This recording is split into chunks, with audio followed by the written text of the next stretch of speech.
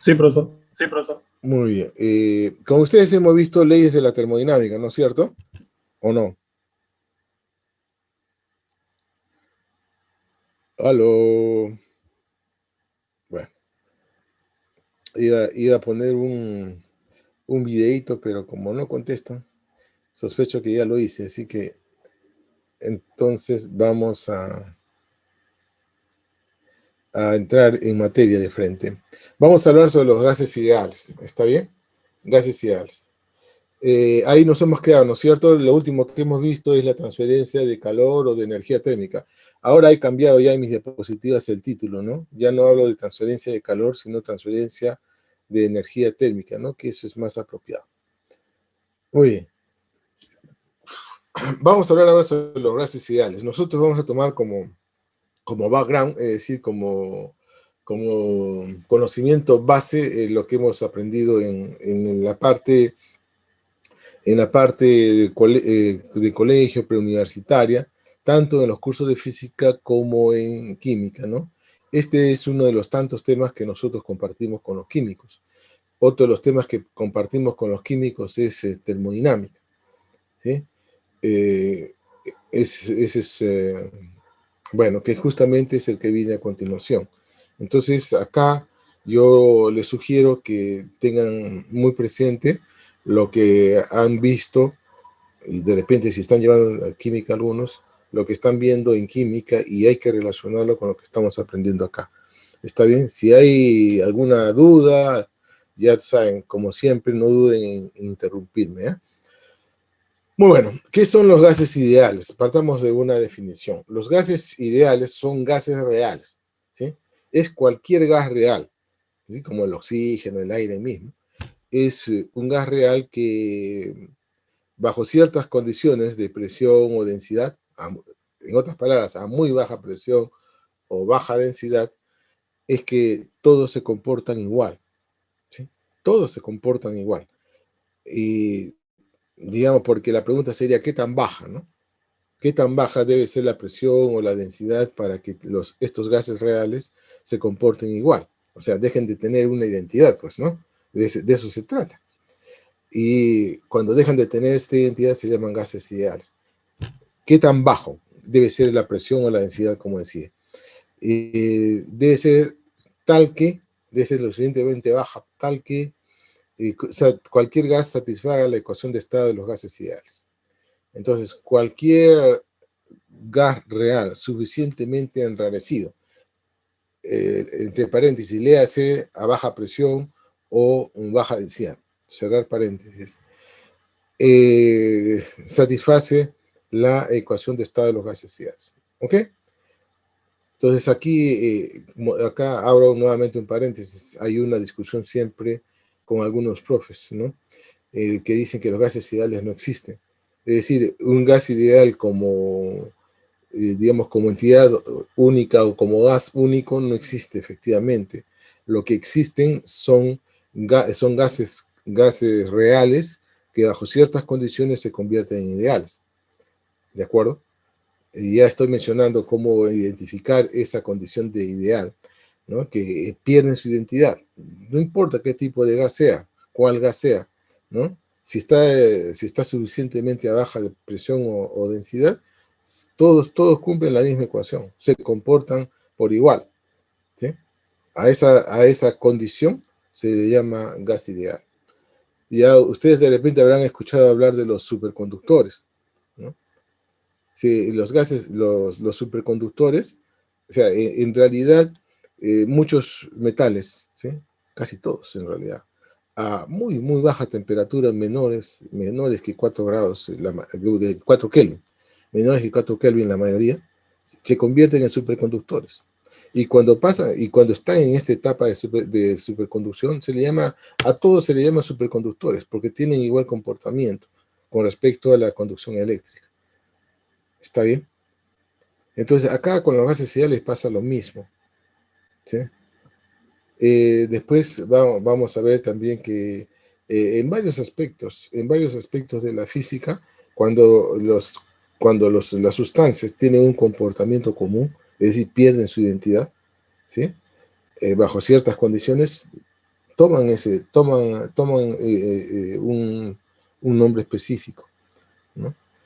Ya les acabo de hablar de la superconductividad, este caso de los gases ideales. También en el magnetismo también se ve, ¿no? Este tipo de cosas, ¿no? Y, por ejemplo, eh, es como, yo en el aspecto social, por ejemplo, ¿sí? Eh, hay, hay parte de la sociedad que es un estudiante universitario. ¿Qué pregunta es esa, no? Bueno, la pregunta va en el sentido siguiente, ¿no? De que cualquier, cualquier persona, ¿sí? Que haya cumplido con ingresar a la universidad y que ostente su carnet universitario, ¿no es cierto?, que lo identifica como tal, es un universitario. Entonces nosotros podemos referirnos en nuestra sociedad al grupo de personas que se dedican a la construcción, otros que se dedican al trabajo, bueno, al trabajo manual, al trabajo intelectual, y a los universitarios, como un grupo social, ¿sí? Entonces, pero este grupo social de universitarios, ¿sí? Pero este grupo social de universitarios es único, exclusivo para un grupo de personas. A ver, me explico un poco mejor. De que este grupo de universitarios tienen su propia vida y conforman otros grupos sociales también. Lo que pasa que bajo ciertas condiciones, ¿cuáles son? Las de admisión a la casa de estudios universitaria, la de haber ingresado a la universidad, le da ese carácter de universitario. Igualito sucede con los gases ideales, ¿no? Es un gas real cualquiera, que bajo cierta condición, ¿cuál es la condición? Baja presión, baja densidad, ¿sí? Y, y además que satisfaga la ecuación de estado. Cualquier gas real que satisfaga esa condición entra al grupo de gases ideales, ¿no? Porque todos los de ese grupo se comportan por igual ante cierta transformación, ¿ya? Muy bien, entonces, y es tanto así de que existen los gases ideales que vamos a empezar precisamente con la experimentación, ¿sí? Casi durante 200 años aproximadamente se ha estudiado experimentalmente los gases ideales. El primero en hacerlo, bueno, en la línea de tiempo está Boyle, ¿no? Que allá por el año de 1662 dio a conocer que el producto de la presión por el volumen de un gas encerrado a temperatura constante daba lugar a una curva como esta, como la que se muestra en el gráfico, ¿no? Como la que estoy señalando. Y ahí está, que esta es una hipérbola. El hecho de decir de que es un gas encerrado implica que la masa es constante, ¿sí? Entonces la constante en la ley de Boyle es dependiente de la masa y de la temperatura. Bueno, pues allá con esto se demuestra también que la densidad es directamente proporcional a la presión. Ya casi siglo y medio después, ¿sí? Siglo y medio después, Charles, ¿sí? Charles estudia los gases, ¿sí? Charles estudia los gases a presión constante, ¿sí? Gases encerrados a presión constante. Ya les repito una vez más que hablar de encerrados es sinónimo de decir que la masa se mantiene constante y la presión constante. Y él encontró que el cociente de volumen a temperatura era constante, es decir, el volumen es directamente proporcional a la temperatura, ¿sí? Estos trabajos se lo hizo allá por 1787, ¿no? Alrededor de ese año más o menos, pero nunca publicó sus resultados.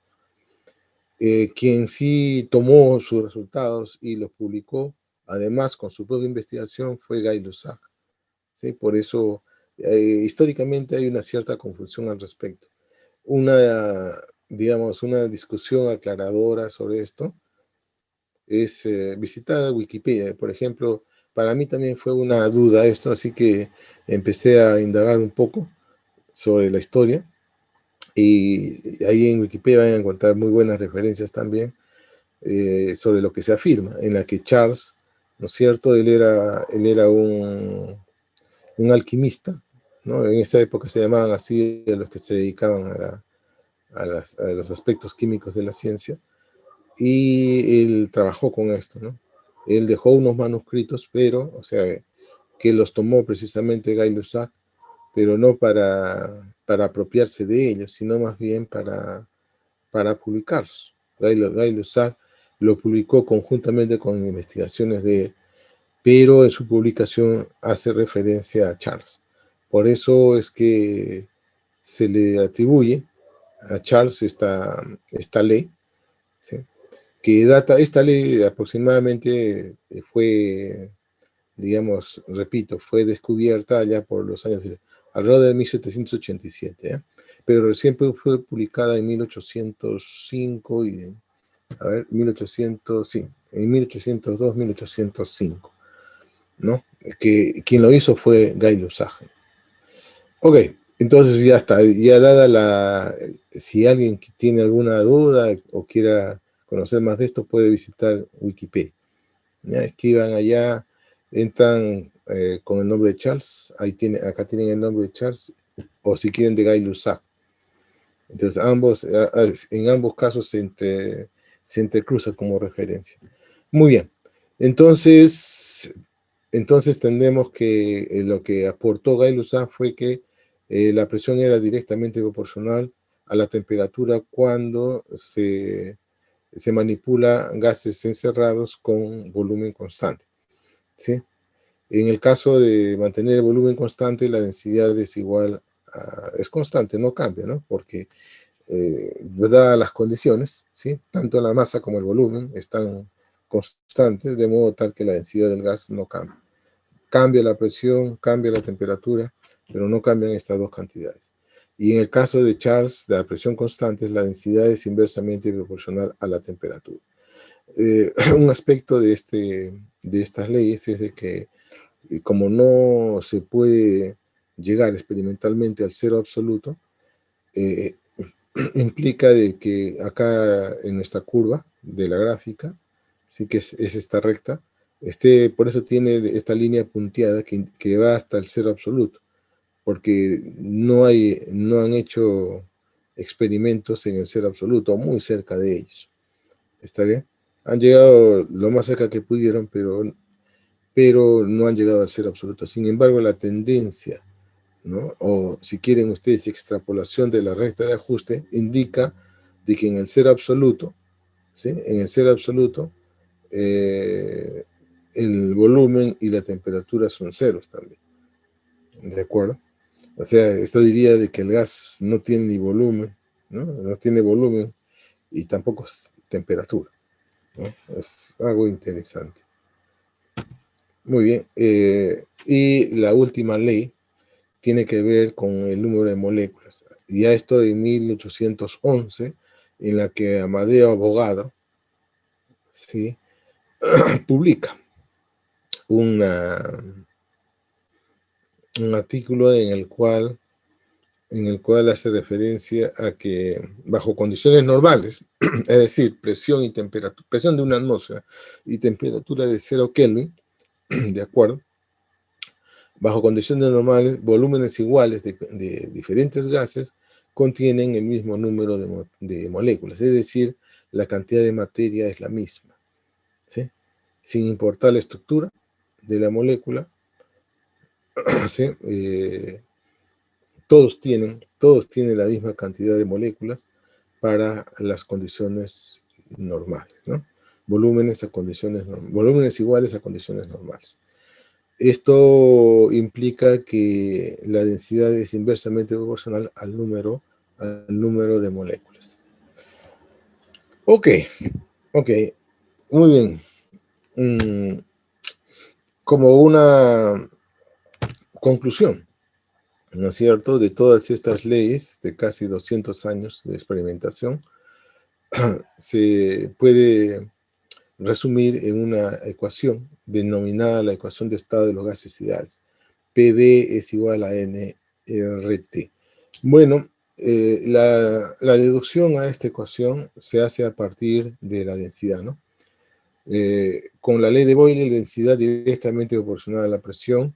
Con la ley de Charles, ¿sí?, la densidad es inversamente proporcional a la temperatura. Y con la ley de Avogadro, la densidad es inversamente proporcional al número de moléculas. ¿Está bien? Entonces, finalmente, nosotros podríamos escribir, ¿sí?, que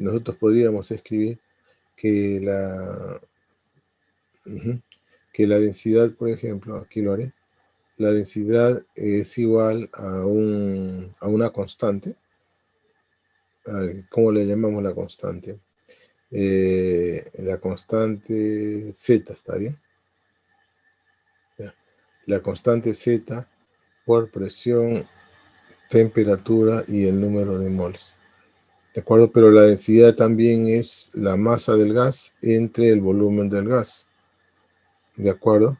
De aquí entonces se deduce que la presión por el volumen es igual a la masa por el número de moléculas por la temperatura entre Z.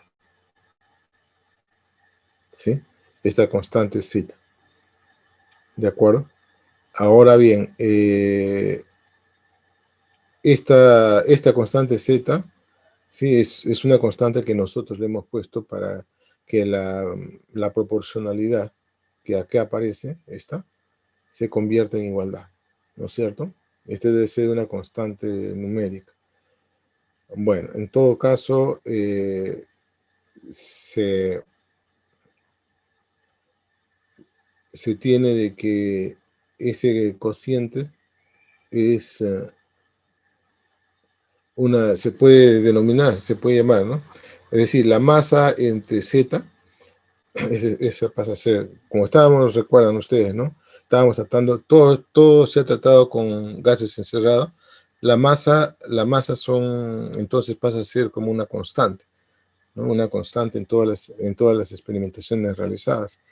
De modo que dividida entre esta constante me va a dar una nueva constante. Esta nueva constante sí es una constante conocida y llamada constante de constante Boltzmann. No Stefan Boltzmann, sino constante de Boltzmann nada más, ¿sí? En honor a Ludwig Boltzmann, ¿no? Ya, y esto de acá puede mostrarse con facilidad utilizando la ecuación que está abajo, ¿sí? Se puede demostrar esta ecuación que está acá. Utilizando esta ecuación se puede llegar a esta igualdad de acá, ¿no? Que el producto del número de moléculas por la constante de Boltzmann es igual al número de moles por la constante universal de los gases, ¿correcto? Entonces, el valor de la constante de Boltzmann medido es 1,38 por 10 a la menos 23.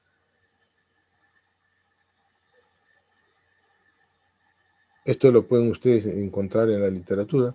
En su Google, en constante de Boltzmann, y le va a salir ese valor a la menos 23. Es negativo. Joule por Kelvin. ¿Ok? Sí, acá tenemos, esto es Joule por Kelvin y el número de moléculas, ¿no?, que son esa dimensional. Este de acá es, entonces, como les digo, una constante que también se justifica utilizando la estadística, ¿sí? La física estadística, y así es como la obtuvo Boltzmann en realidad, usando la física estadística o mecánica estadística. Él encontró esta constante que no solo es aplicable aquí a los gases ideales, sino en general en estadística, en el estudio de algunas... Bueno, la mecánica estadística o física estadística es toda una rama de la física teórica, ¿ok? Entonces ahí hay muchos aspectos, muchos campos que, que se estudian, ¿no es cierto?, basados en modelos estadísticos, ¿no? De sistemas de muchas partículas que están interactuando, ¿no? O que no interactúan, ¿no? Que se llama el modelo de partículas libres, que precisamente es lo que vamos a ver a continuación. Uno de los modelos de la física estadística es el modelo de partículas libres. Este modelo se aplica, por ejemplo, para explicar la conducción eléctrica de los metales. También se aplica para los gases ideales, para los gases ideales. También se aplica para el ordenamiento magnético. O sea, hay muchos campos de la física, como repito, son sistemas de muchas partículas, y cuando hablo de muchas partículas estoy hablando del orden de 10 a la 28 partículas, ¿no es cierto? Sistemas de 10 a la 28 partículas, o sea, sistemas de partículas muy grandes, ¿no? Los casos que he mencionado es aplicación de un modelo de la mecánica estadística que se llama el modelo de partículas independientes, ¿ya? Muy bien, entonces dicho esto, no voy a hacer digamos, el paso de acá, de nk sub e por t a n minúscula rt, no. Esta partita no la voy a hacer. Y bueno, entonces finalmente llegamos a la ecuación de estado de los gases ideales. Entonces, esta famosa ecuación de estado, ¿sí? La pondré muy grande aquí, con rojo. Escribiré. Esta ecuación de estado, ¿sí? Esta ecuación de estado es la que es la condición necesaria y suficiente para decir que un gas real se convierte en ideal, ¿sí? Cualquier gas real que cumpla esta ecuación de estado se le puede llamar gas ideal, ¿ok? Y viceversa también es cierto. Si algún gas es ideal, debe satisfacer esta ecuación de estado, ¿sí? Bueno, el número de Avogadro, ¿sí? O constante de Avogadro. Bueno, el número de Avogadro, constante de Avogadro, hay una diferencia sutil que manejan los químicos, pero que nosotros acá no vamos a discutirlo porque no es irrelevante realmente. Nosotros vamos a cometer ese abuso de a n0 le podemos llamar constante o número de Avogadro, ¿no? Bueno, como nosotros estamos poniéndole unidades, será constante Avogadro. Entonces, esta constante Avogadro ha sido medida por otros lados, y su valor es 6,022 por 10 a la 23, ¿sí? Entidades por mol. O sea, al hablar de entidades puedo referirme a átomos, moléculas, ¿no? Clústeres, etc. Clúster de átomos puede ser, ¿no? Clúster de átomos. Bueno. Y la última ecuación, que también es muy utilizada conjuntamente con la ecuación de estado, en la que se define lo que es, matemáticamente por lo menos, lo que es el número de moles, la cantidad de materia. El número de moléculas entre el número de Avogadro me da el número de moles. ¿Esto qué quiere decir? Que si el número de moléculas es igual al número de Avogadro, o a la constante de Avogadro, resultará ser entonces que eso se trata de un mol. Entonces podríamos entonces, si queremos, ¿no? La ley de Avogadro podríamos replantearla en términos de moles, ¿no? Y decir que a condiciones normales, volúmenes iguales de cualquier gas contiene el mismo número de moles, por ejemplo. Ya está. ¿Sí? Listo. Podemos plantearlo así. Y cuando se tiene un volumen de 22,3 litros, si mal no recuerdo, es un mol, pues, ¿no? Y eso está por, ese valor que he dado del volumen molar está por comprobarse, por corroborarse. Los dejo para que ustedes hagan aquello. Y también que la masa total del gas entre la masa molar me da también el número de moles. Muy bien, entonces con esto se concreta, se termina lo que es el estudio experimental de los gases ideales. ¿Ok? Pero también ha habido otra rama, ¿sí?, de investigación sobre sobre los gases ideales, pero esta vez desde el punto de vista teórico. Y como les hablaba hace un ratito, un modelo, el modelo de partículas independientes, ¿sí?, que es muy utilizado en la mecánica estadística, ahí está el origen precisamente, se aplicó a los gases ideales y surgió lo que se conoce como teoría cinética de gas, ¿no?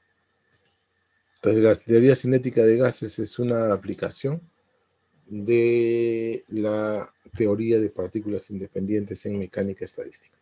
Bueno, pues, como cualquier teoría, tiene que tener sus hipótesis, ¿no es cierto?, o postulados, ¿sí? Bueno, nosotros hemos puesto tres, básicamente. El primero tiene que ver con el hecho de que el número de moléculas contenidas en el recipiente es muy grande, ¿sí? Es muy grande y que el volumen individual de la molécula es muchísimo menor que el del volumen del recipiente que las contiene. Todas las partículas son idénticas, es decir, no, no, no distinguimos cuál es la estructura de la partícula, simplemente cuál es la estructura de la molécula, diré. Simplemente decimos que una molécula es una partícula, ¿no? Y como esa molécula, como esa partícula, ¿sí?, existen n mayúscula, donde tiende al infinito, ¿sí? Todas son idénticas. Y que tienen igual probabilidad de estar en cualquier punto del recipiente. Esto significa de que se desprecia el peso. Eso es un paréntesis, ¿no? El peso es despreciable. Cierra paréntesis. Y también es igualmente probable que la partícula se mueva en cualquier dirección, en donde quiera que esté, ¿sí? Entonces hay dos cosas que hemos dicho, ¿eh? Una, que es equiprobable, ¿sí?, la posición de la partícula en el volumen del recipiente. Esa es una. Y dos, equiprobable la velocidad de la partícula, ¿sí?, en cualquiera sea la posición que se encuentre. ¿Está bien? Y el segundo postulado, ¿sí?, tiene que ver a la interacción. El primer postulado tiene que ver con las características del gas, ¿no?, de lo que estamos considerando como gas. La segunda tiene que ver con la interacción. Entonces, el segundo postulado dice que las partículas no interactúan entre sí, ¿sí? No interactúan entre sí, es decir, no tienen la capacidad de chocar. No estamos considerando la parte eléctrica ni magnética. O sea, no hay choques mecánicos, ni tampoco choques bajo interacción eléctrico-magnética, ¿ya? Eso también se desprecia. Por lo tanto, la única forma de interacción de estas moléculas es con las paredes del recipiente a través de choques completamente elásticos. ¿De acuerdo? Muy bien. ¿Eso qué significa? A pesar de que el número de moléculas es muy grande, ¿ok?, es a su vez suficientemente pequeño el número de partículas como para que puedan interactuar, puedan chocar entre ellos, ¿sí? Se dan cuenta, ¿no? Estamos ahí, estamos jugando un poco con las palabras, ¿no? Por un lado decimos que es infinita el número de moléculas y por otro lado decimos que es insuficiente este número de moléculas para permitir que choquen entre sí, ¿ya? ¿Sí? Me dejo entender, ¿no?, el detalle. Muy bien. Y bueno, entonces, resumiendo, solamente interactúan chocando elásticamente contra las paredes. Listo. No hay otra forma de interacción entre las moléculas. Y nuestra tercera hipótesis es sobre a qué tipo de leyes físicas están sujetas estas moléculas. que estamos denominando gas. Obedecen a las leyes de Newton, ¿no? O sea, obedecen a la mecánica de Newton. Muy bien, eso nos da entonces, este tercer postulado, nos da la posibilidad de iniciar nuestros cálculos, ¿no? O sea, establecer relaciones matemáticas, eso quiero decir. Bueno, vamos a considerar lo siguiente. Tomemos una molécula cualquiera, tal como esta molécula que está acá, está de color rojito, ¿la ven? Esa molécula de color rojito entonces va a chocar contra la pared que está en el plano YZ de la figura.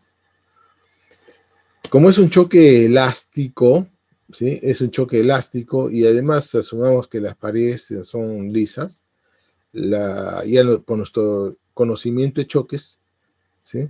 Ya sabemos que la componente de la velocidad paralela al plano, las componentes de la velocidad paralela al plano van a mantenerse iguales. La única que va a cambiar va a ser la perpendicular al plano. Entonces la variación de la cantidad de movimiento de la molécula es, aquí lo tenemos aquí abajito, delta mb va a ser igual a Vx, V sub x sea la componente x que es perpendicular al plano, con la que incide, ¿no? Tiene signo negativo porque está incidiendo, está moviéndose hacia la izquierda, y la componente cambia de signo, porque finalmente después del choque se mueve hacia la derecha con la misma rapidez, ¿no? Porque hemos dicho que es un choque elástico, ¿sí? Es un choque elástico. Muy bien, y que bueno, en este caso la pared actúa como un solo bloque, ¿no? Como si la masa de la pared sea la que choca contra la partícula, lo cual significa de que es como si chocara una pelotita contra la Tierra, ¿no? ¿Sí? Y se acuerda, ¿y cuál es nuestra experiencia cuando choca una pelotita de goma contra la superficie de la Tierra?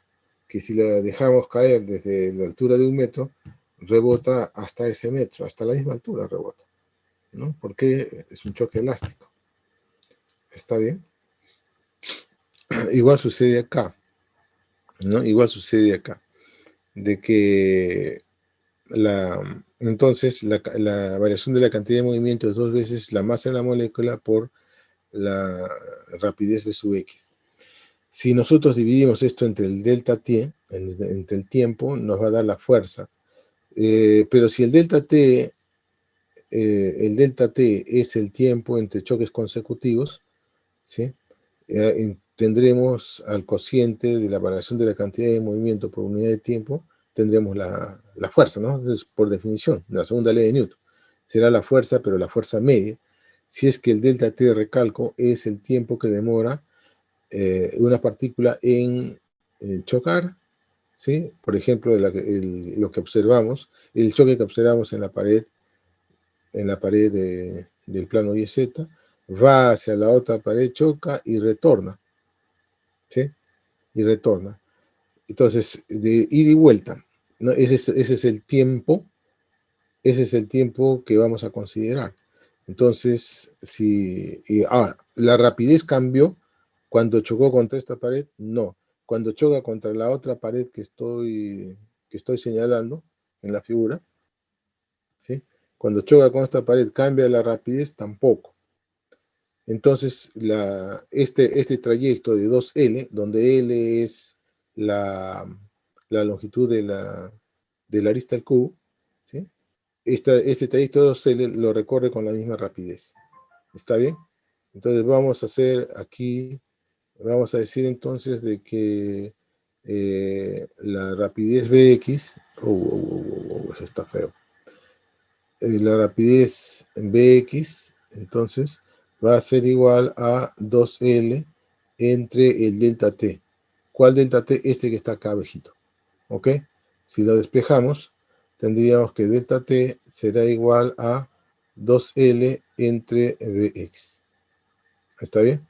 Ahora, y si esto ¿no? Sería 2mBx entre 2L por Bx, me daría esto que está acá. Entonces ya hemos justificado que la fuerza media sobre una molécula y por ende, de acuerdo a la tercera ley de Newton, es la fuerza media que una molécula ejerce sobre la pared, es m sobre L. M es la masa de la molécula, L es el lado del cubo, Vx cuadrado, ¿no? Que es la rapidez que tiene dicha molécula. Entonces, cómo sería entonces para n moléculas? Como estamos diciendo que las moléculas no chocan entre sí, son independientes, entonces simplemente multiplicamos, ¿no? Este de acá para la molécula M, ¿sí? La fuerza media para la molécula M, la multiplicamos por n. ¿Está bien? Entonces, para n molécula la fuerza, acá entonces debía haber puesto n. Ajá, así. Y haciendo entonces como ven ustedes, aquí el detalle, diríamos que la fuerza neta va a ser igual a esta expresión de acá arribita, ¿sí? M sobre L por B1X, acá, B1X al cuadrado sería la rapidez de la molécula 1, B2X al cuadrado, la rapidez de la molécula 2, que en general las consideramos diferentes, todas, ¿ok? Hasta la componente X de la molécula enésima al cuadrado, ¿sí? Si nosotros lo dividimos entre n mayúscula, y lo multiplicamos por n, ¿sí? Para que no cambie la igualdad, entonces definimos la rapidez cuadrática media, a ver, permítanme, la rapidez, esto de acá es la definición, ¿sí? Esta se llama rapidez cuadrática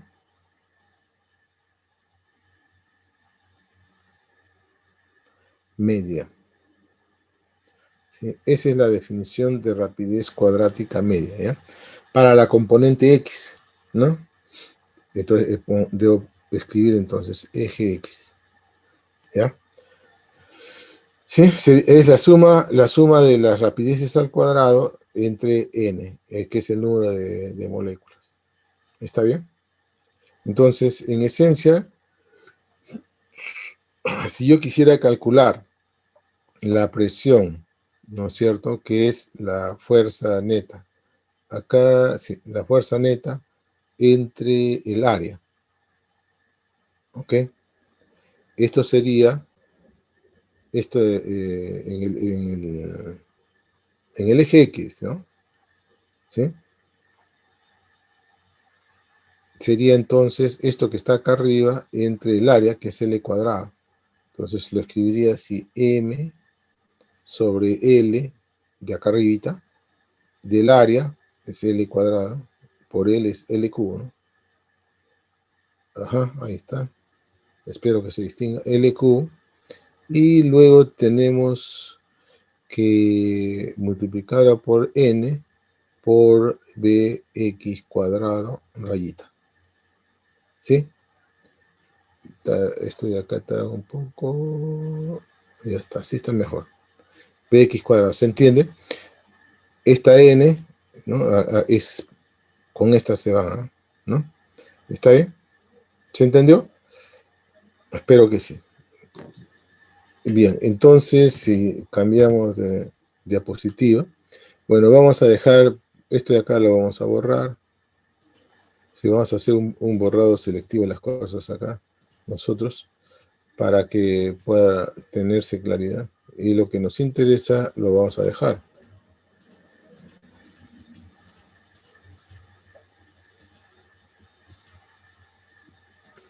Ya, entonces, tendríamos esto, ¿no? Acá, otra vez vamos a hacer uso de la estadística, ¿no? Estamos diciendo que la rapidez cuadrática media va a ser igual para cualquier molécula. Sería la suma de las componentes al cuadrado, ¿no? De las componentes de la rapidez al cuadrado. Muy bien, aquí está. Si se toma el promedio, sería el promedio de las tres. Del primer postulado de que es equiprobable la velocidad de la partícula en cualquier punto donde se encuentre, eso significa que el promedio de la rapidez al cuadrado en cada eje es exactamente el mismo, ¿sí? Y por lo tanto, de estas dos ecuaciones, ¿sí? De estas dos ecuaciones se concluye, ¿sí? De estas dos ecuaciones que están acá, ¿sí? Se concluye que el Bx que está en nuestra ecuación que hemos mantenido de la lámina interior y que está acá abajo, es igual a la velocidad cuadrática media de una molécula entre 3. ¿Está bien? Muy bien. Y finalmente, al reemplazarla en la ecuación que está acá abajo, ¿sí? Que es la presión media, ¿sí? P es presión media, ya debe entenderse eso. P es presión media, ¿sí? P es igual a presión media. Presión, ¿qué presión absoluta? Pues, ¿no? Presión media. Acá trabajamos con presión absoluta, temperatura absoluta. Muy bien, entonces, como ven ustedes, si reemplazamos este Bx que está acá abajo, ¿sí? Tendríamos exactamente este resultado que está acá, ¿sí?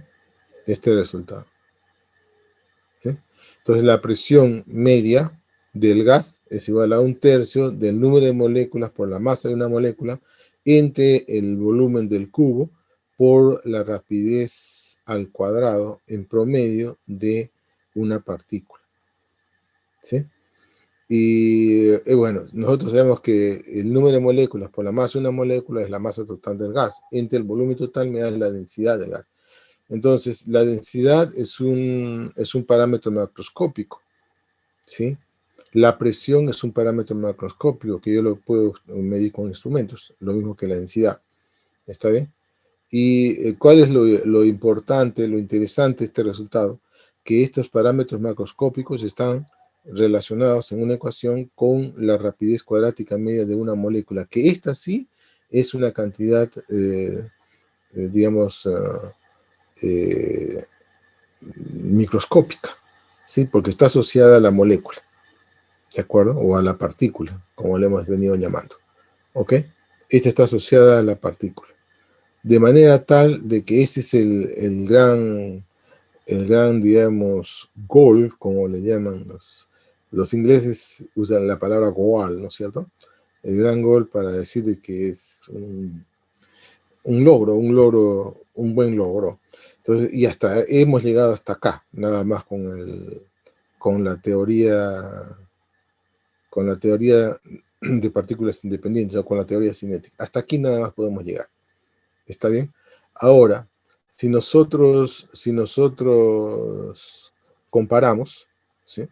Entonces, ahora viene el paso de la comparación, ¿sí? ¿Qué comparamos? El resultado teórico, que es el que está aquí, con el resultado experimental.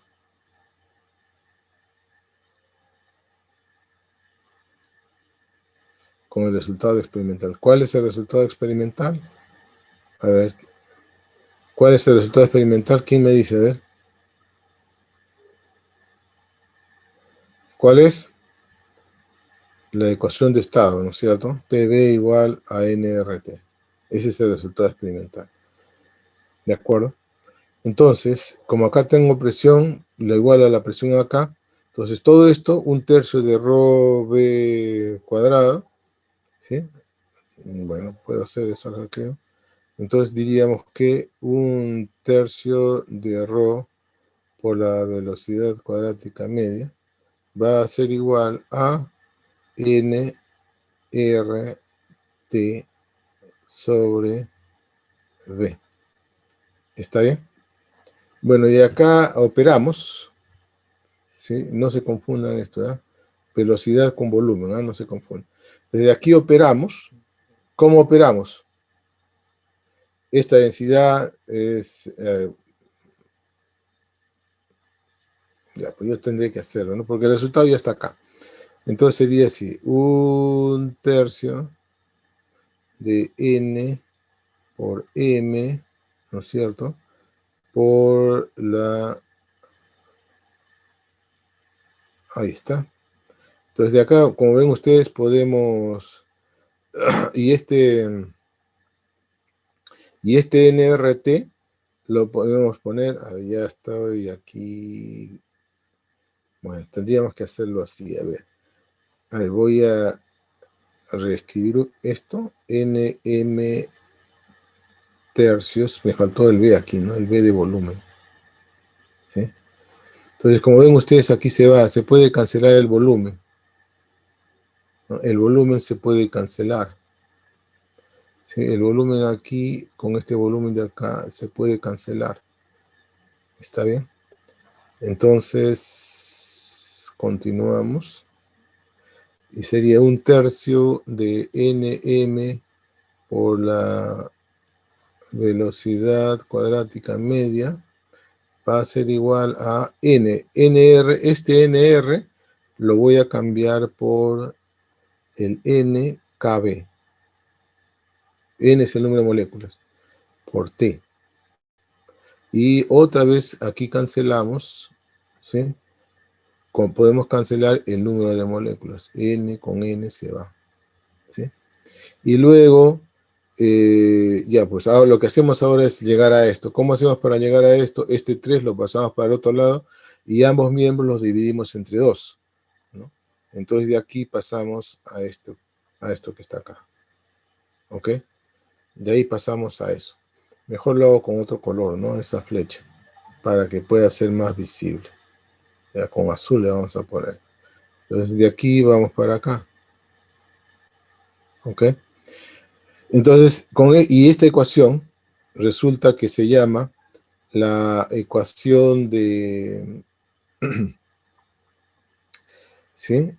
Que la ecuación en la que la energía media, que lo que está a la izquierda, ¿no? Esto que está a la izquierda, esta es la energía media por molécula, ¿sí? La energía media de la molécula es igual a 3/2 de la constante de Boltzmann por la constante de Boltzmann por... esta de aquí es la constante de Boltzmann, ¿no? Nosotros le hemos llamado...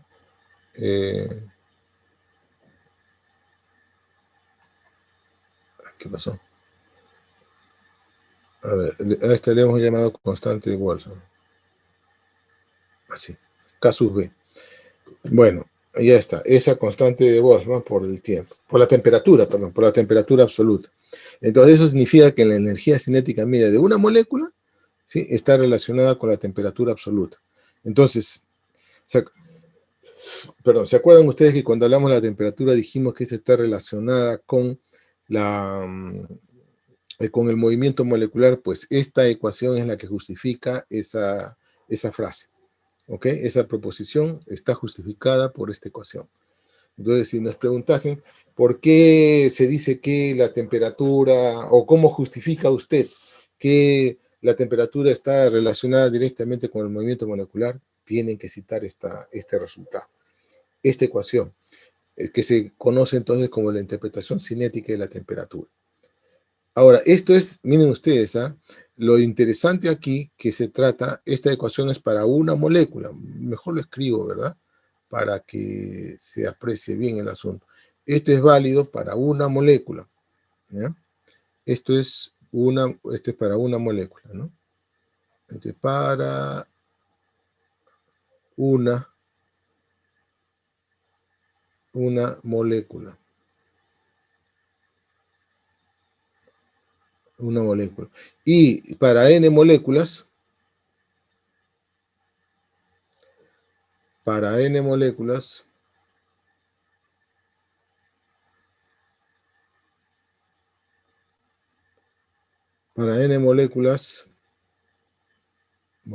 ya, bueno, ahí me quedo. Para n moléculas se tiene este resultado, ¿no?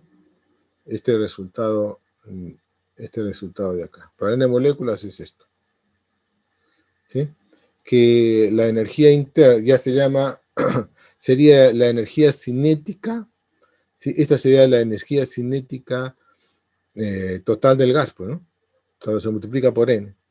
que vendría a ser la única forma de energía que tiene una partícula, ¿sí? Entonces esta sería la energía interna, ¿no? Que es toda, ahorita, bueno, y la energía interna la vamos a definir como todas las formas de energía individual y colectiva que tiene la molécula, de manera tal de que este es igual a decir que es 3 medios de nRT. Otra vez, aquí aparece N, que es el número de moles. ¿Cómo se pasa? Bueno, fácil. Si esto lo multiplico por N, no lo voy a hacer para no complicar más la diapositiva, ¿sí? No quiero complicarlo más. La diapositiva ya así como está, ya está bien complicadita. ¿Sí? Se ve muy ya congestionada, ¿no? Cuando tiene mucha información, muchos números o muchos renglones con escritura, entonces ya la diapositiva se malogra. ¿Está bien? ¿Qué más? Esto de aquí ya no es necesario, creo yo, así que lo voy a borrar también. No puedo borrar por bloques, ese es lo malo de esta, ¿no es cierto? De este software, que no puedo borrar por bloques. ¿Sí? Hay otro software que sí se puede hacer eso, pero que yo todavía no lo manejo. Por lo menos, el problema es de que esto es Linux. Y el software que les menciono está para Windows, no para Linux. Cuando descubra el equivalente Linux, ya lo utilizaré. Muy bien, entonces ahí tenemos ya, esta es nuestra diapositiva final. Bueno, aquí algunos de ustedes estarán preguntando, oiga, profesor, pero yo he visto que la energía, cuando hablamos de la teoría cinética, hablamos también de la energía interna, igual 5 medios de nRT para moléculas diatómicas, poliatómicas, o sea, distinguimos las moléculas, y usted está diciendo que la teoría cinética no distingue. Hay una contradicción, pues no la hay. Yo por eso dije bien claro que la teoría cinética terminaba acá, con este resultado, que está acá arriba, que estoy señalando esto de acá. Aquí termina la teoría cinética, ¿sí? Aquí, ¿de acuerdo? Entonces, esta ecuación que viene a continuación, que le llamamos interpretación cinética de la temperatura, es una consecuencia de comparar este resultado teórico con el resultado experimental, ¿de acuerdo? ¿Sí? Y de ahí se obtiene una conclusión muy importante, ¿no? Que la temperatura absoluta es directamente proporcional a la energía cinética de una molécula. Si lo multiplicamos por n moléculas, tendremos la energía cinética de todas las moléculas. Ahora ustedes dirán, oye, pero ¿por qué multiplicarlo por n? Porque n es el número de moléculas y hemos dicho que todas son independientes. Si esta es la energía media de una molécula independiente, entonces la otra molécula independiente que está bajo las mismas condiciones tendrá la misma energía cinética promedio, y así todas las n moléculas. De manera tal que multiplicarlo por n implica obtener la energía cinética media de todo el gas, ¿sí? Acá tendríamos 3 medios de n, el número de moléculas por K volumen por T.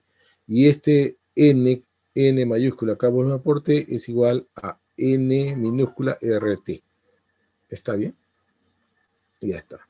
Y además, ¿sí? Y además, para el paso de acá, de esta parte de acá, si este resultado para una molécula lo multiplicamos para n, como repito, para obtener la energía cinética de todo el gas, ¿sí? Otra vez, si es que como está tratándose de partículas, o sea, cada molécula es una partícula y no distinguimos la estructura de la molécula. Cuando hablo de estructura, significa que o es monoatómica, o es diatómica, o es poliatómica. No estamos distinguiendo, no se distingue. Es una partícula, ¿sí? La energía interna de las partículas, de las partículas es, o sea, de todo el conjunto de partículas es 3 medios de nRT, ¿sí? Esa es la energía interna del gas. Ahora, entonces, ¿cómo hacemos para aplicar estos resultados a las moléculas diatómicas, poliatómicas? Porque precisamente la energía interna depende de estas características de la molécula. O sea, ¿cómo hacemos para considerar ahora? O sea, ya nos salimos de partículas para convertirnos ya en un ente, ¿sí? Una molécula que puede tener una estructura diferente. ¿Mm? Entonces, ahí es donde se aplica una nueva teoría, ¿sí? Complementaria, que se llama la equipartición de la energía, ¿sí? A ver, en la lámina siguiente tenemos, acá no está, creo que aquí está. Este es el teorema de equipartición de la energía. Dice lo siguiente. Dice, miren, este es un teorema complementario. O sea, ya la teoría cinética ya llegó a su límite, ya no hay más. Ahora vamos a agregar una nueva teoría, que es esta, para poder tener en cuenta la estructura de una molécula de gas. Dice, y bueno, dice lo siguiente, ¿no? De que cada forma de energía, ¿sí? Cada forma de energía nueva o diferente que tenga una molécula, aporta en promedio a la energía como un medio de K Boltzmann por T. ¿Ok? Esta de aquí es la constante de Boltzmann. Permítame entonces escribir. Ouch, perdón. Un medio de K Boltzmann, esta es la constante de Boltzmann. Estamos llamando a KB, ¿no? A la constante de Boltzmann. Ya. Un medio de K Boltzmann por T. ¿Sí? Eso es lo que está diciendo. Entonces, si ustedes recuerdan, hemos hablado de los grados de libertad. Pero esto equivale a decir que por cada grado de libertad, la energía se incrementa en un medio de KT. ¿Sí? Un grado de libertad es energía cinética en el eje X, un medio de KT. Si le agregamos la energía cinética en el eje Y, si se mueve en el plano, entonces sería un medio más un medio, sería KT. Si se mueve en el espacio, ¿sí? Sería entonces energía cinética en el eje X, energía cinética en el eje Y, energía cinética en el eje Z, y esto me daría 3 medios de Boltzmann por T. ¿Sí? Pero una molécula, es para una molécula monoatómica. ¿Y qué pasa si la molécula es diatómica, con modelo como una mancuerna? Entonces habría que darle dos formas de rotación adicionales, ¿no? Independientes. Entonces sería, hay que agregarle KT. 3 medios KT más KT me daría 5 medios de KT. ¿Sí? 5 medios de KT. Y esa, ¿por qué? Porque tiene 5 grados de libertad. Y una poliatómica en general tiene 6 grados de libertad y sería entonces 6 medios de Boltzmann por T. ¿Se entendió? Entonces, dicho esto, entonces podemos pasar ahora a hablar de la energía, interna de una molécula atómica. ¿Cómo sería de esta molécula, por ejemplo, tipo, aquí estoy señalando esta molécula, ¿no? ¿Cómo sería la energía de esta molécula, cuyo modelo es una mancuerna? ¿Cómo sería esta de acá? Sería la energía interna, permítame escribirla, ¿sí? La energía interna U, vamos a ponerla con color verde, ¿ok? La energía interna U para estas dos de acá. Bueno, acá me voy a mejorar. Movimiento de traslación, la energía interna sería 3 medios de K Boltzmann por T. Para el movimiento de rotación, la energía interna, voy a ponerle rotación por acá y acá tras, y sería entonces de 2 medios, K Boltzmann por T. Y estas dos, sumando estas dos, la energía interna entonces sería igual a, que sería U traslación, más U rotación, sería la energía interna total, sería la suma, ¿no? 5 medios de K Boltzmann por T. ¿Se entendió? Y acá, ¿no? Si del movimiento de vibración ¿Cómo sería la U de la energía interna de vibración? Sería entonces 1/2 de K Boltzmann por T. Entonces, para las tres, sumemos pues, la energía. Si fuera este de acá es un modelo de molécula diatómica con un resorte. O sea, los átomos están unidos con un resorte, ¿sí? Y ya no con una varilla rígida, ¿no? Como en el caso de la mancuerna. Entonces, en este caso, para este tipo de molécula, que también diatómica, que también tiene vibración, sería 6/2 de K Boltzmann por T, o sea, 3 K Boltzmann por T, la energía interna. ¿Se entendió la idea, no? Espero que sí. Bueno, vayamos entonces a otra diapositiva en la cual vamos a aplicar lo que hemos aprendido, ¿sí? Lo que hemos aprendido. Es decir,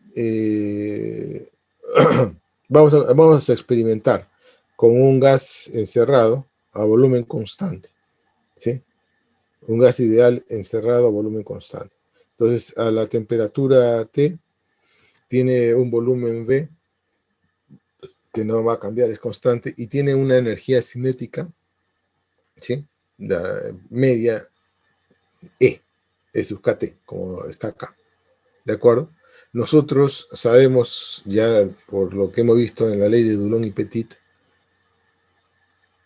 de que esto de acá, el calor específico molar, se mide cuando ocurre algún tipo de proceso, ¿no? Además, cuando vimos la ley de Dulong y Petit, dijimos de que el gas, por ser fácilmente compresible, es sensible o mejor dicho, son diferentes las capacidades caloríficas molares medidas a volumen constante que las capacidades caloríficas molares medidas a presión constante para la misma sustancia. Entonces, por definición, esto era Q entre N delta T. Pues bien, en nuestra experimentación consiste que al sistema anterior, repito, un volumen fijo a una temperatura T y con una energía cinética de traslación media E sub KT. Se le agrega a este sistema energía térmica, ¿sí? Se le pone al fuego y entonces hay una transferencia de energía térmica. Como no se expande el volumen, permanece constante, por lo tanto, toda la energía térmica se emplea en cambiar la energía cinética media de las moléculas. ¿Ok? Por supuesto, la temperatura de las moléculas también sube. Pero a nosotros nos interesa, en este caso, de la conservación de la energía. Tendríamos que el cambio en la energía cinética media es igual a la variación de la energía interna, ¿sí? Y esto es igual a 3/2 de NR delta T. Ahora, ¿por qué ponemos 3/2? Porque ya hemos dicho que otra vez estamos utilizando partículas para entrar dentro del modelo de la teoría cinética, ¿de acuerdo? ¿Sí? Por eso estamos diciendo que su energía, nos estamos fijando en la energía media, ¿sí? Entonces, finalmente tendríamos que, esto es de la conservación de la energía, que es una ley general, ¿no es cierto?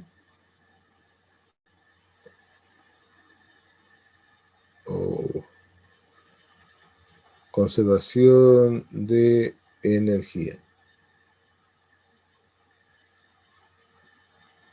Ya está. Llegamos a esto de aquí. Recalco, partículas. ¿Está bien? Y aquí, entonces, delta, la variación de la energía cinética, la podemos expresar, ¿no? Acá faltaría, creo que esto debo de borrarlo. Voy a completarlo bien, ¿ya? Me ha faltado un pequeño detalle antes de esto. Bueno, como conservación de la energía cinética, ¿sí? Entonces de acá tendríamos que Q, o sea, la energía transferida, va a ser igual al cambio de la energía interna, ¿sí? Simplemente por conservación de la energía. Y el Q es esto que está acá, ¿no? Por la definición anterior, ¿sí? Y de allá, simplificando, tendríamos que la capacidad calorífica molar a volumen constante es 3 medios de R. ¿Ok? Ya está. Entonces ya hemos dado todos los pasos para comprender esta diapositiva y cómo obtener la capacidad calorífica molar. Esta es la forma como se deduce.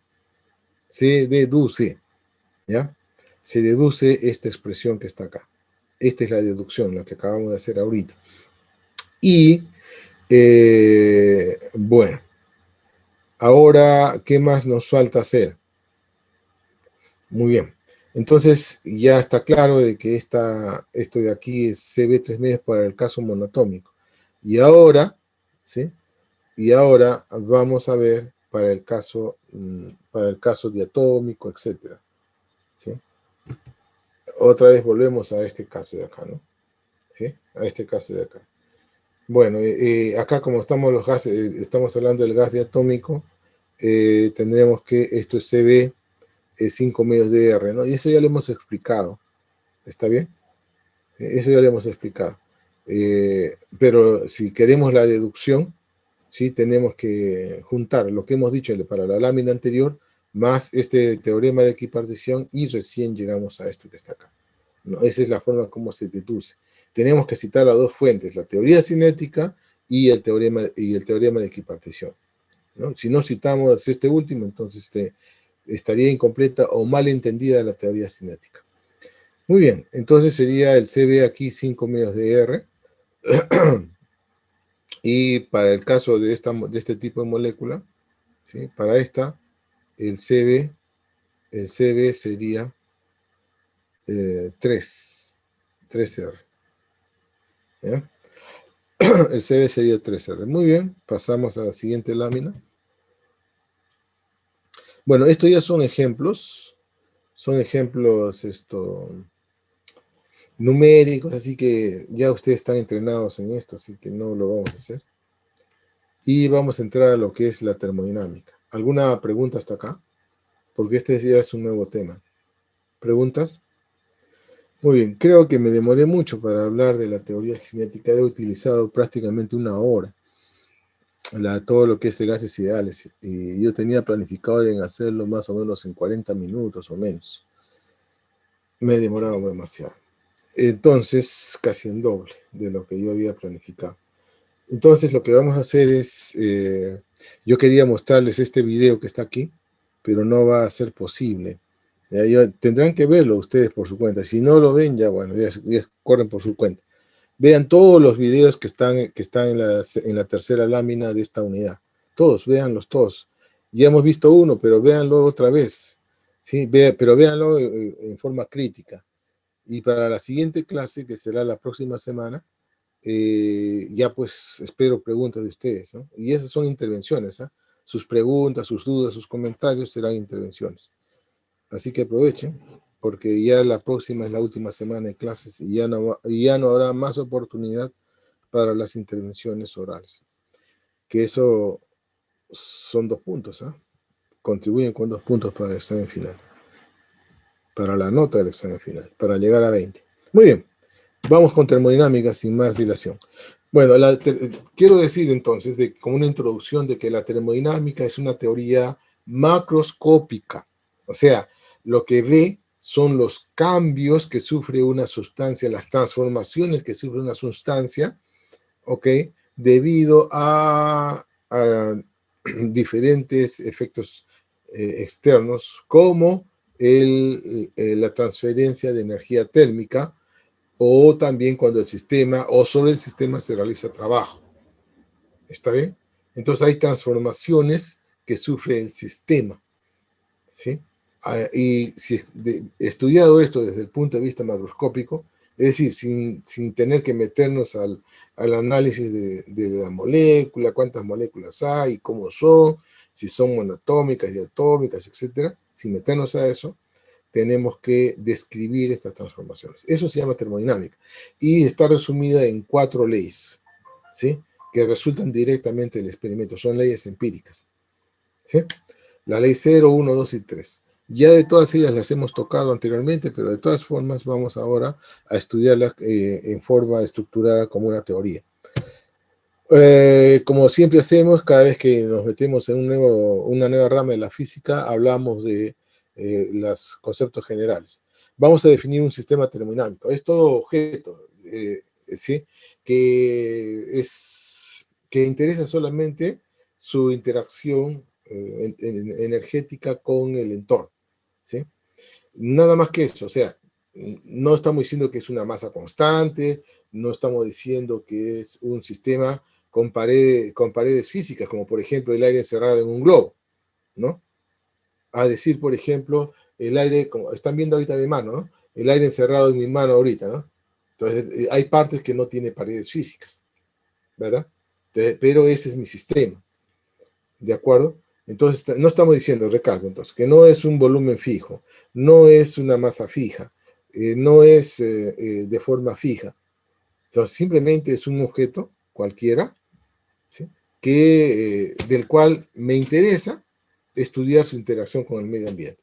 Ahora, de todo lo estudiado hasta ahora, nuestro background del conocimiento dice que hay solo dos formas de interacción entre el sistema y el medio ambiente. O sea, dos formas diferentes de cambiar la energía del sistema. Una, a través de la acción de una fuerza, y denominamos trabajo. El mecanismo del cambio de energía, a través de una fuerza le hemos llamado trabajo. ¿Recuerdan la definición que hemos dado de Pushkin? Eh, ya, sí. Ya, esa definición que hemos dado. Y la otra, que es de calor. ¿De acuerdo? El calor, ¿no? O ahora más propiamente le estamos llamando de la transferencia de energía térmica. ¿Está bien? La transferencia de energía térmica, que también ya hemos dado su definición. Hemos dicho que la energía de un sistema se puede cambiar vía transferencia de energía térmica. Vía calor hemos dicho nosotros, ¿no? Así, de acuerdo a la definición de Liván y de Pushkin, que hemos dado, ¿sí? El calor, entonces, son dos formas diferentes y solamente son las únicas formas de cambiar la energía del sistema. ¿Está bien? Pero en este caso particular, el trabajo, ¿sí? El trabajo eh, el cambio de energía que va a cambiar este trabajo y que es de nuestro interés es la energía interna de aquí. Ya no es la energía mecánica relacionada con el movimiento, no, sino la energía interna, es decir, toda la energía que tienen las moléculas, ¿sí? A nivel molecular. Muy bien, entonces para describir el estado de un sistema, es decir, en un instante determinado, ¿sí? ¿Cuál es su condición, cuáles son sus características? Entonces hay que utilizar los parámetros termodinámicos, ¿no? Que son 6 los que usamos nosotros: presión, volumen, temperatura, cantidad de sustancia, energía interna y entropía. ¿De acuerdo? Hay otras propiedades del sistema, como por ejemplo densidad, ¿no? La masa misma, el volumen. Bueno, ya hemos hablado del volumen. Pero esas no son importantes a nivel de termodinámica. ¿De acuerdo? Solamente las que he mencionado. Y una forma gráfica de dar a conocer el estado termodinámico es, por supuesto, conociendo todas las variables, midiendo todas las variables termodinámicas y en un plano de fases donde los ejes cartesianos son las variables termodinámicas, ¿no? X y Y es una variable termodinámica. En este plano, un punto representa un estado, ¿sí? Entonces, este punto tiene sus parámetros termodinámicos ya medidos, fijos, conocidos, ¿no? La presión, volumen, temperatura, cantidad de sustancia, energía interna y entropía. Cuando yo quiero ir de un estado inicial conocido a un estado final conocido, entonces la transformación puede hacerse muy lentamente y sin uso de fuerzas disipativas, fuerzas de rozamiento. ¿Ok?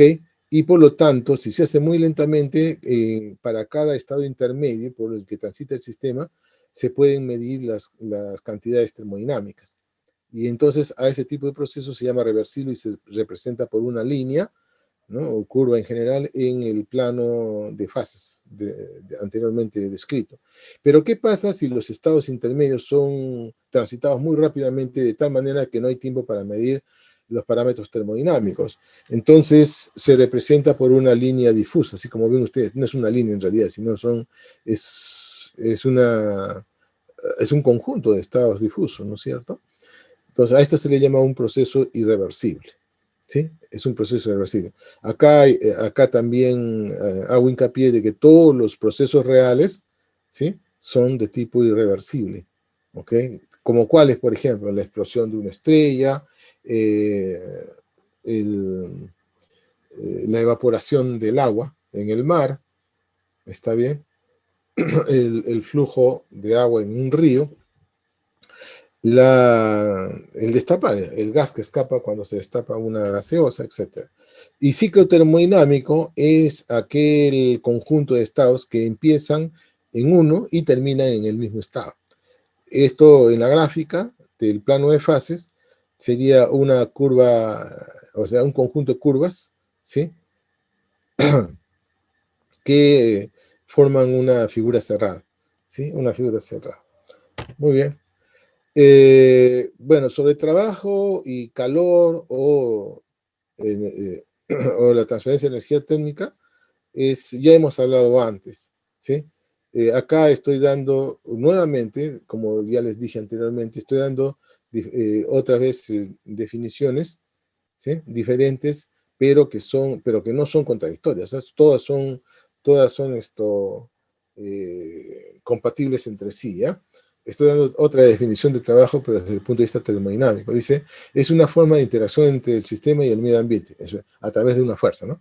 Depende del cambio de volumen y de la presión, ¿sí? Eso es lo que dice Szymanski y Dietmar en 1990. Recuerdan que la anterior definición, de Ruskin era, ¿no? De Ruskin.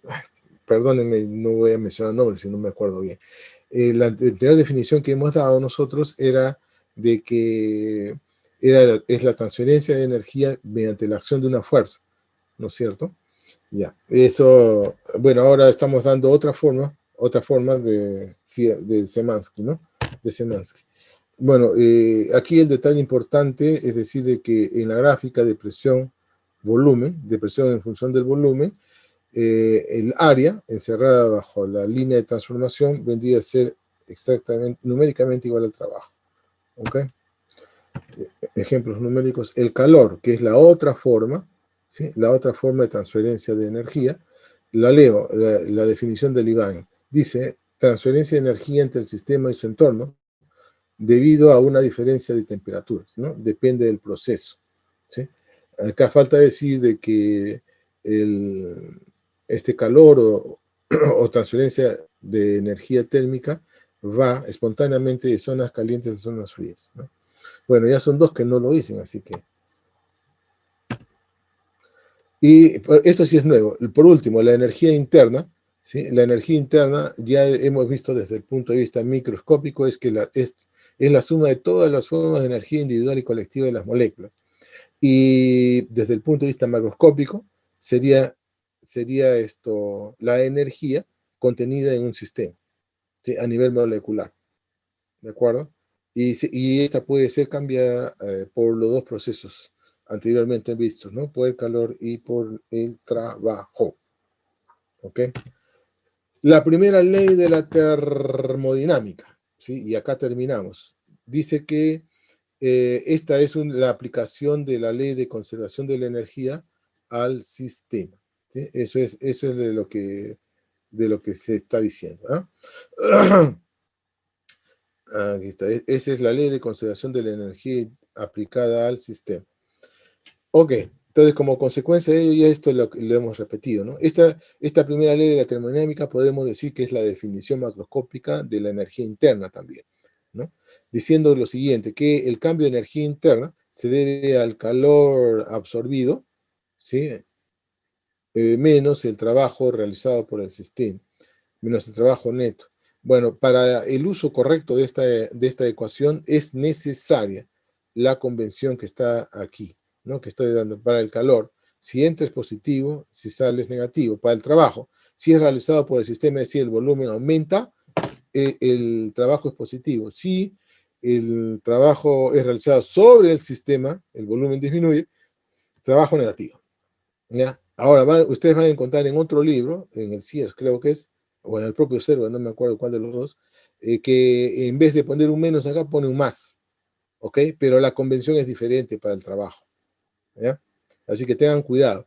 No son ecuaciones diferentes, sino que son iguales. Lo que cambia es la convención. Por eso es que el uso correcto, recalco, debe ser con la convención. El uso correcto de la ecuación se hace, repito, con la convención. Entonces, el resto, lo que viene a continuación son aplicaciones de la primera ley, que también ustedes ya están entrenados en eso, pero que nosotros vamos a volver a repetir la próxima clase. Hasta aquí nos quedamos. ¿Alguna pregunta? ¿Alguna pregunta, Ninguna, pues. jóvenes? ¿No hay nada? Ya está. Entonces, Ah, nos claro, vemos. pues. Ya está. Nos vemos entonces, ¿sí? Yori, trate de buscar una fecha fuera de clase para un test de teoría, ¿sí? Que va a servir también como nota para el